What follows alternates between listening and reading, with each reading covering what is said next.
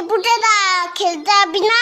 সবাই তোর জন্য ওয়েট করছে। যাবো দাঁড়া, ভাতটা খেয়ে নি। তুই আয়, এখানে বস। এই পুটেদা তুই এত ভাত খাচ্ছিস? আরে না মা বেশি দিয়ে ফেলেছে। ও মা, ভাত তুলে নাও তো, এত ভাত খাবো না। যা খাবি না পাতে রেখে দে। হ্যাঁ রে বাবান, তোদের বাড়িতে আজকে কি রান্না হয়েছে রে? মাংস মাংস। তাহলে পুটে আজ দুপুরে মাংস ভাত খেতে যাব বাবানের বাড়িতে, কি বলিস? কেন তোমাদের বাড়ির রান্না হয়নি? হয়েছে তো, কিন্তু তোদের বাড়িতে তো মাংস হয়েছে, তাই যাব।